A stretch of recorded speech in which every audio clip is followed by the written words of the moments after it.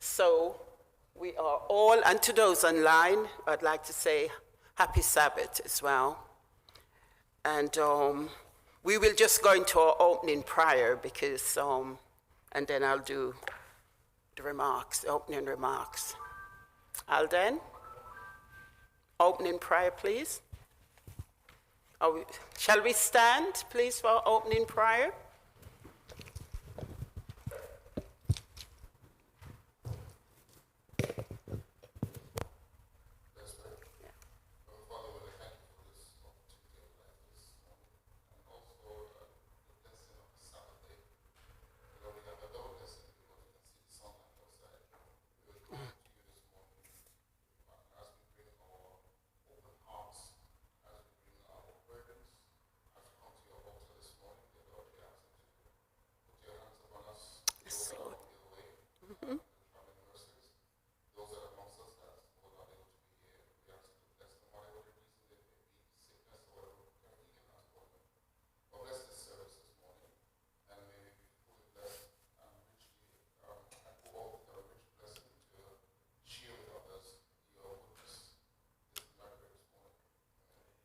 Amen. Okay, remain standing. We'll now do our opening hymn, which is hymn 109, Amazing Grace. Come, Malachi.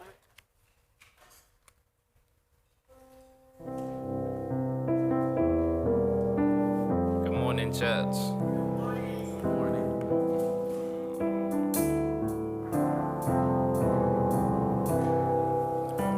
Amazing grace, how sweet the sound that saved a wretch like me.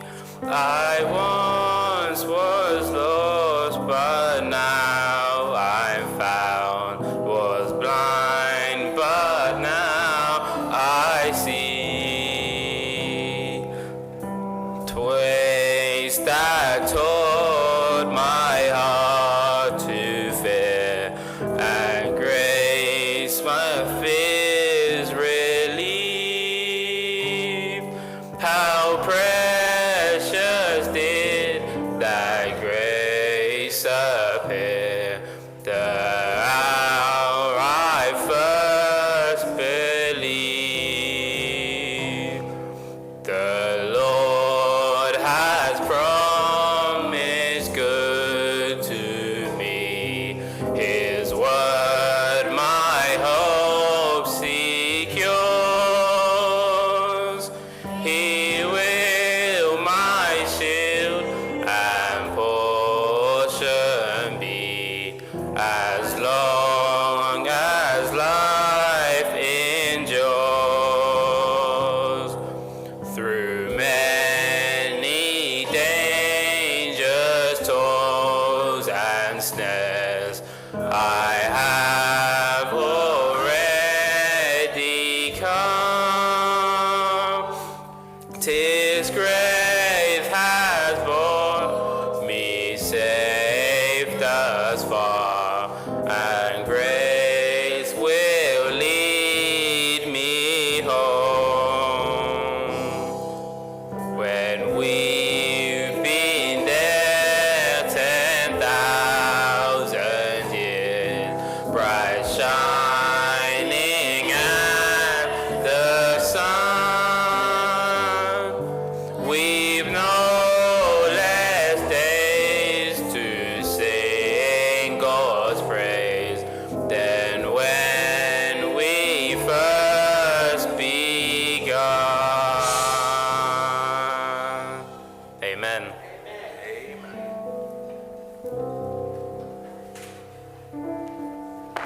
Okay, we will be delving into our lesson study now, which will be brought to us. The facilitator, just a facilitator, will be Brother Dan Barrett.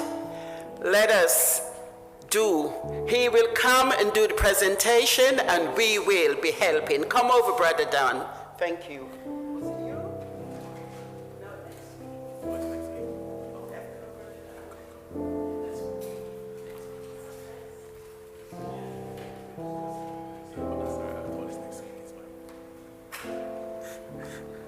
You want to take over, Pastor?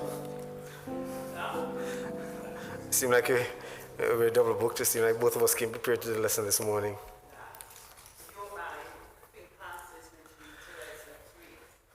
All right, that's okay. All right, good morning, everybody. Yes, definitely faster. I'm going to need it. Good morning, church. I have not stood in this position for about 5 years before COVID. And it's usually in the classes. When we had the classes, I used to teach Andrew. So it's a bit of a strain on the mental, not in this position for such a long time. But nonetheless, I'm sure you're praying for me, and I'm hoping that we all studied so we can actually share in the lesson. So on the map, I did a little bit of research last night, and I was just kind of preparing a little more in-depth for this study. We're looking at the Red Sea, and I found that little map. And I'm not sure if you can see the one there, that's better, or the one behind you. What it's actually showing there is just tracing out, for those of you who probably just see these Bible names just floating around and you don't have any connection with where they are in real life. Right at the bottom right, you can see the start of the line. You can see that or. Can you zoom out a little bit? Who's working there? I'll move a cursor. Cursor yes? Can you see Ur? Can you see where the R is? That is where Abraham was called. And if you follow that tracing, Ur is actually in today's Iraq. Or it's Babylon. And you can trace that line going up. Can you zoom? Is it in or in? In a little bit more? Yes, can trace the line. He's going all the way up. You can follow that pink or red, yellowish looking line going up. And if you come down, you can see just along the border there, that is where Canaan is, which is today's Israel more or less. But you follow those lines coming right all the way down, right at the top of that green section. I wish I could actually point. Can you see the Goshen? Remember the children of Israel while they're in Egypt. Goshen is a part of Egypt. And they were given this fertile land to go and farm their animals and so on. So they ended up in Egypt. Of course, you remember through Jacob coming down, the famine and so on. And if you remember, there are 70 people who went down. And the lesser points of that, when they were leaving Egypt, there were over 2 million people. So they were a mighty set of people. And they were basically going back to Canaan. So if you follow that yellow line just going back up, that's where they should have gone, the shortest route. But instead they went all the way down. Is that purple line going down? That is Sinai. That's where Sinai is. That purple line at the bottom here. Right at the bottom here. That's where they went. Long journey through the desert, and that double up before they end up in, that took 40 years.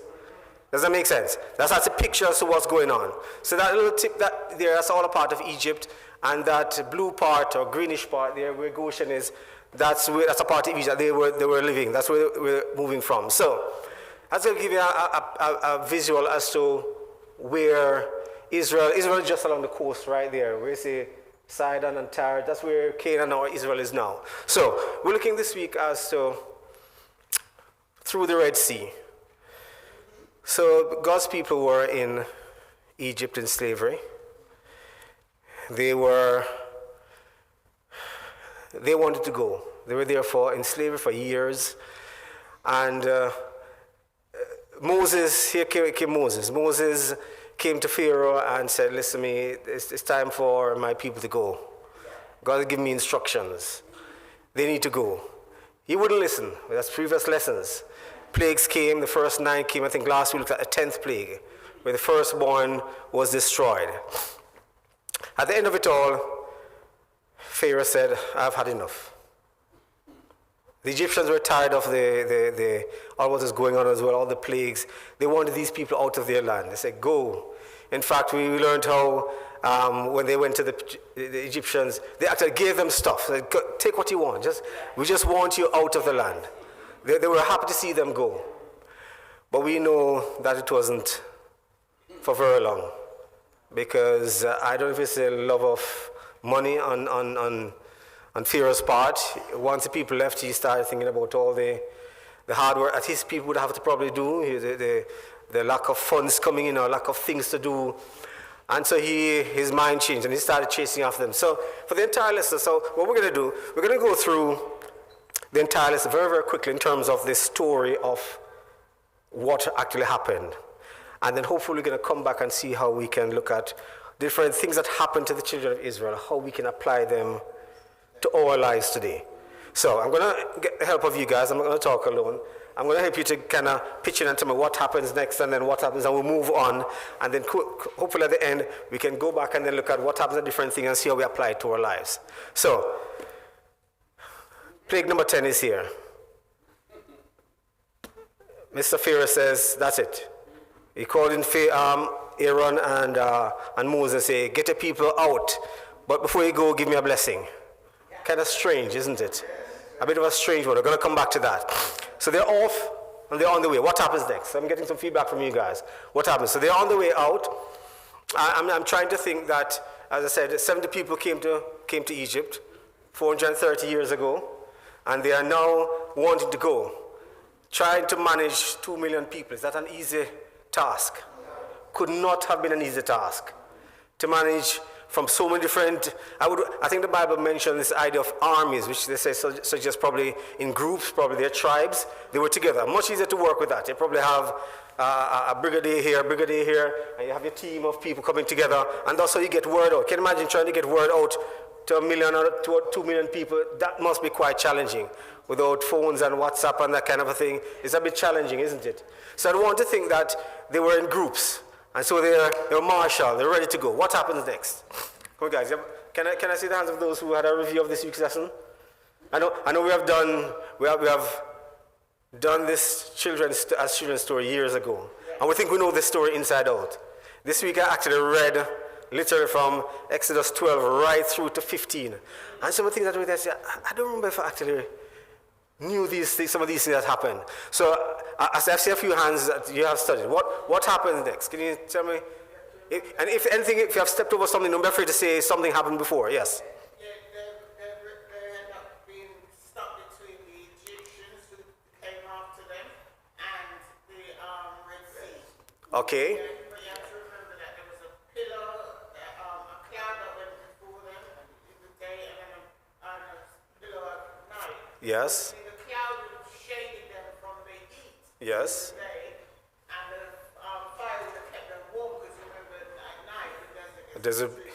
Okay. Anything in particular happened before that, or can we take it up from there? So they're heading towards the Red Sea, and the Egyptians were coming behind them.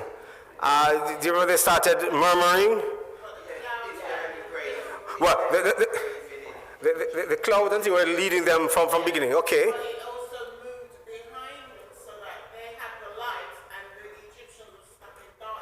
Okay, that's a miracle as well. For one set of people was providing light, and for another set of people was providing darkness. Yes. So the people started complaining. Yes. The Egyptians are upon us. The seas are in front of us. We are in deep trouble. How are we going to fix the situation? Have you carried us out here to die? There are no graves out here in the wilderness. Yes. Well, as you said, they became fearful. Mm-hmm.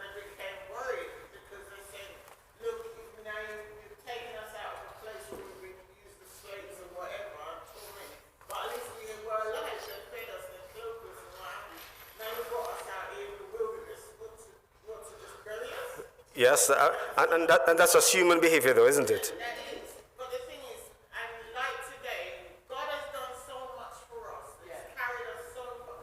But we tend to forget the blessings that He's given us and the way He carried us from.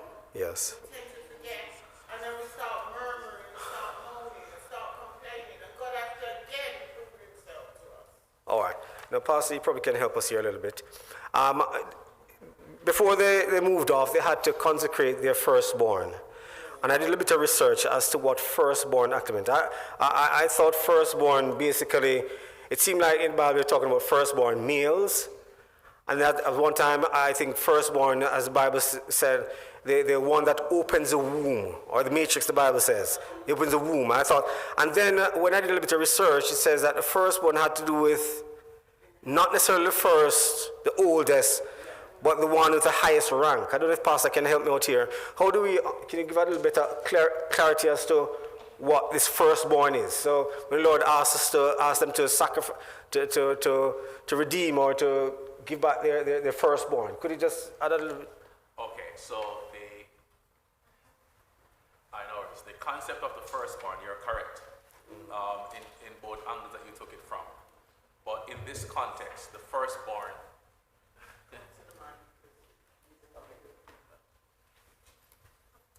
yes, both perspectives are correct.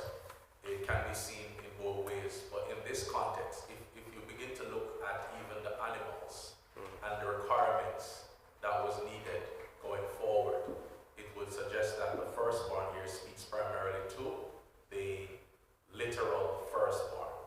That's the oldest. The literal. That's the oldest. That's the oldest. The first one that comes.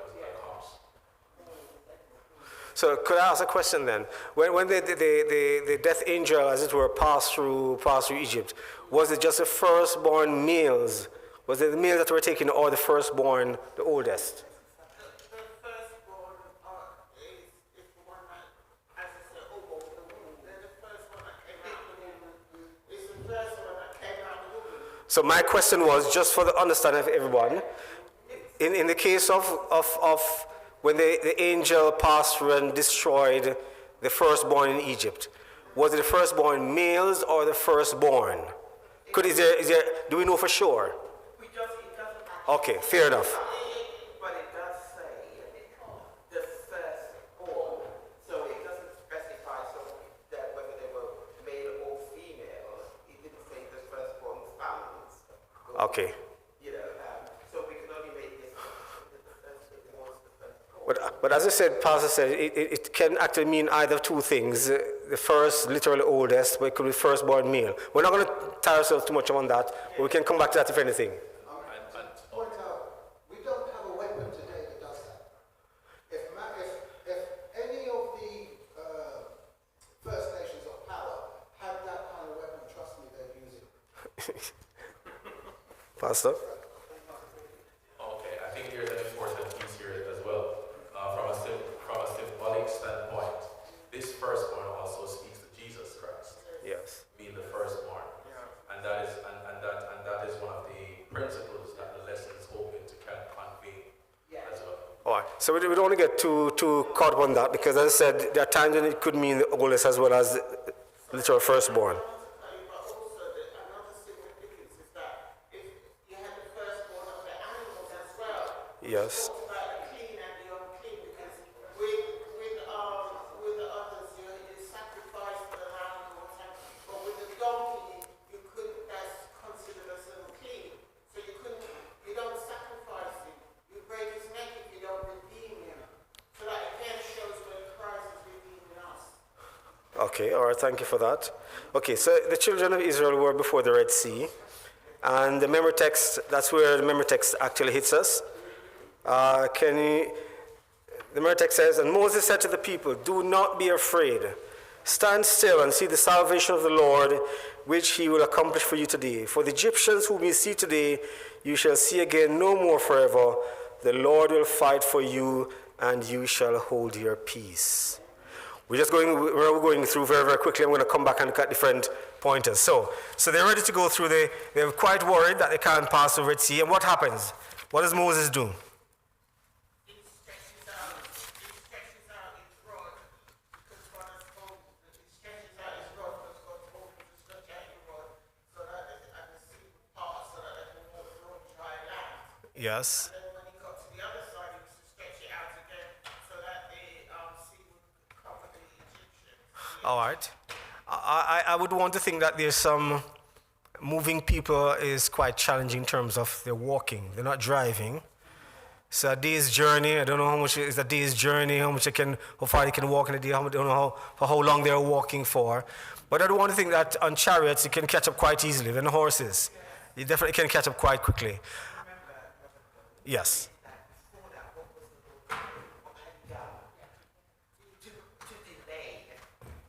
Yes. So he had gone and put forth his army to delay it. So while they were struggling to get through, there were, The cloud. in their way. Yes. Fire or what, Yes. in their way. So yes, they would have caught up. Yes, there was even a text where he says that the wheels came off the chariots. And the yes, those. Yes, yes. Pastor, you're about to say something? Okay, okay. All right. All right. So they have passed through. The Egyptians are on their case, as it were. They think they can catch up with them. What would they have done if they caught up with them? They wouldn't have. They really would. They need the physical labor, isn't it? So, God didn't kill all of them because he needed the slaves to do the work. So it would have been some of them, not all of them. they would take the healthy ones, the strong ones, and brought them back. Okay, so the Lord had his way with things. He delayed the Egyptians. Moses went across. The children of Israel, I can imagine it takes some time for them to pass through as well. He stretches his hand over the sea, and it closed back up, killing all the Egyptians. What I like is how the sea became a wall. The sea became Supernatural, isn't it? on both sides. And I try to picture walking through there, and you'd see all the The sails around you on both sides. If you've ever been to like the sea aquarium, where you see all the sharks swimming on one side or overhead, or I suppose the same kind of a thing. You just see the animals passing by, but they're just going through calmly as if no bother. Oh, do you think that they were really calm, or do you think that they were still a bit worried, agitated? Can God come through for them? I'm just trying to put ourselves in the situation. We can't say for sure. I think they would have just gone through because they're amazed the fact that this is happening. That is amazing. And to be able to walk through there and nothing happening to me. I've been bewildered. I don't think I'll be calm because I'll be so bewildered. I'll be excited. All right. I don't think that remember these were people who were quite. They'd seen what God had done for them in Egypt, but it Yes. was without such a magic. As somewhere. Through there. I mean, my mum and other relatives were going to Paris, and they went on the Euro. That's a- I am not going on the Euro. So actually, actually imagine that it took a lot of persuasion for some of them. Okay. Fair. Yes. All right. Probably a mixed set of emotions. Oh. Just to say that I think even when you think about the Red Sea being a problem for Israel and them seeing how we actually going to cross over to safe ground, it looks like trouble and turbulence. When I read the story, it reminds me of when God makes a way through the problem and the obstacle, then you perceive as an obstacle. But as you're going through it, you literally have to go through that obstacle. You can't go over it, you can't go under it, you can't fly, you can't, You have to go like through God it. will make a way, but as you're walking with him, you're still going to be surrounded by that obstacle, by that problem, and it's important to just anchor yourself on God, because if you look left and look right, you're going to see the exact same thing that was stopping you from getting to that other side. So you just have to walk in fear, in faith. Yes. You'll feel the fear because you're a human being, but I feel like All God right. doesn't just remove it. Yes. It will still be there. We're going to come back and dig a little bit deeper into that. We just want to finish off. So they're on the other side, and they're excited. What happened? Oh, sorry, Pastor, do you still want to make a point? I forgot about it. It was more or less along the point that Alison made. Given their history and how they doubted God all the time, even us as humans, to put ourselves in their shoes, let's just say, because we have had experiences where God would have came through for us in the past, Yeah. and we knew it was God because it could not have been us. Yes. Okay.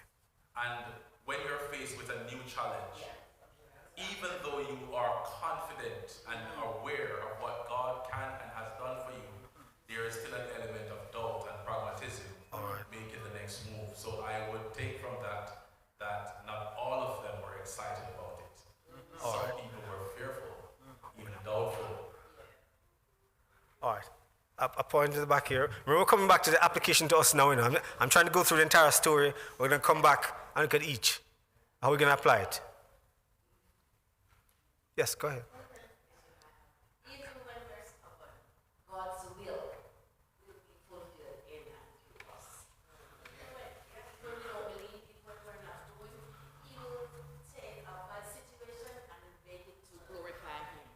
That I want to glorify. We're going to come back in a few minutes. So right at the end now, we're talking about this excitement, this enjoyment, the song of Moses and the song of Miriam. They were all in joy. What's the significance? What was Moses singing about? What was Miriam singing about? Who were the lessons this week? Who specific? Who specific? There was They who? Moses Moses? and Miriam.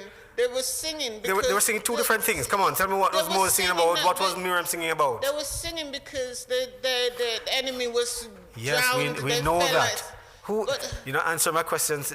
You not answer my question. Moses' song was different from Miriam's song. Who did the rest of this week? What was Moses singing about? Moses singing about God, Yes. the power of God. And Yes, and right. what Moses was singing what- about how powerful God was, how great he was, what he has done. But what was Miriam singing about? She wasn't singing about how powerful God was. She No, was singing she what? said that they got through, that they've overcome, and that their enemies destroyed. She was singing about thankfulness. Look at it, listen carefully. Moses was talking about how powerful God was, mighty. He destroyed Egyptians, whatever.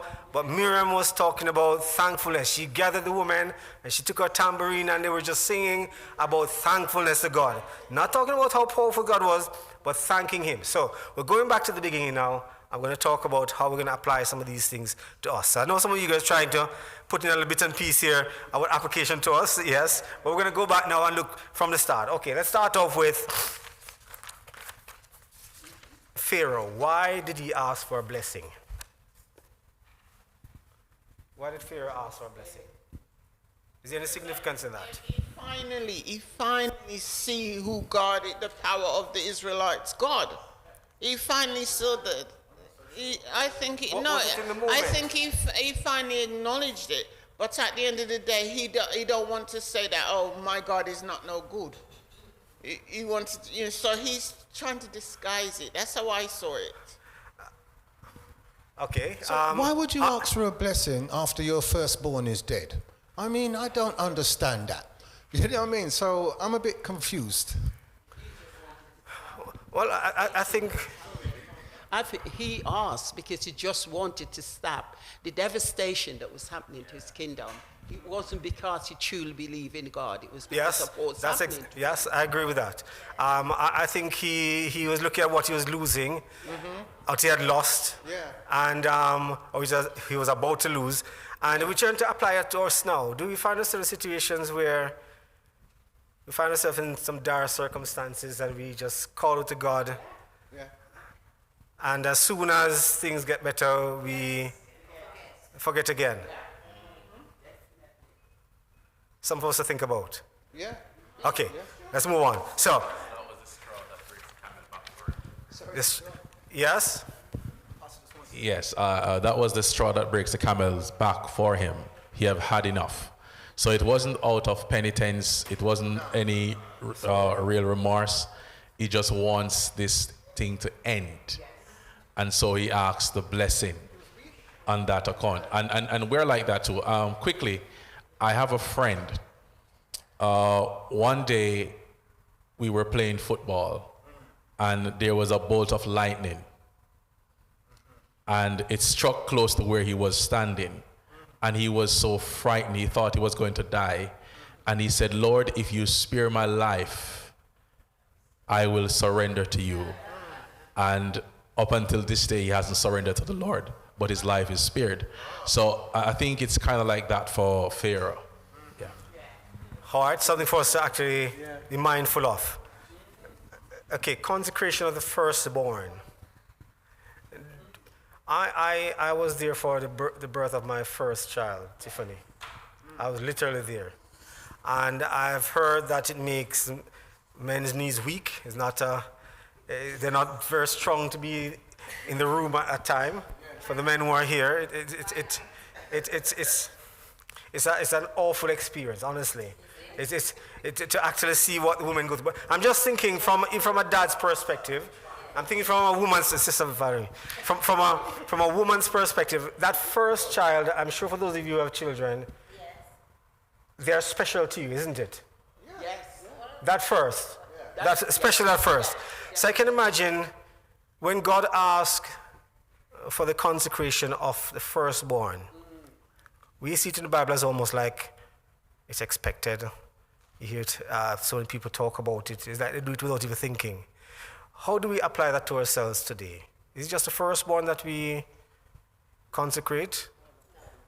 How do we see that, compare what happened here as opposed to what is happening with us now? You know, Egypt and Israel, the firstborn was the firstborn was significant insofar as, especially, your male firstborn, because they were the ones who were going to carry through. They're the ones who had that blessing. Because, when we talk about Jacob and Esau, when, Esau was the firstborn and should have had that blessing, but it went to Jacob. So there was a significance about the firstborn within that period of time. And so for us, in terms of reminding us that we should consecrate all our children to the Lord, but the firstborn is where it begins, that consecration, that relationship. Can somebody tie in that there's a part in the lesson which talks about Christ being the firstborn? Can somebody tie that into what we're discussing here? How does that link? How does Christ being the firstborn links into what we're discussing here? For me, when I think about this part of their journey, I see it as there has to be a sacrifice that has to be made. And we have a choice. Either we choose the Lamb of God, God's firstborn, as the ultimate sacrifice, and we apply his blood all over our lives. Or if we do not choose that, then there'll be a sacrifice of, what we like, which essentially is sort of represented in the actual firstborn of us as humanity, as individuals. So either we choose the sacrifice of Christ, or we have to sacrifice something else in our life. That will be the most important thing to us. That's how I'm seeing it. Anybody else? How do you see the connection between Christ being the firstborn? Because the way I see is that because Christ is the we're at Adam. At the beginning, we had Adam as the firstborn. It's the first human being, if you want to put it there. Yeah, but because he handed over the kingdom to the devil, Christ became the firstborn that was redeemed. Well, I wouldn't say redeemed, but has redeemed us from the sin of this world. So we are no longer tied to this world because of what the sacrifice Christ made. He is the firstborn from death. Pastor, anything to add? Yeah. That's all right. This is why we have the Sabbath school and lesson review.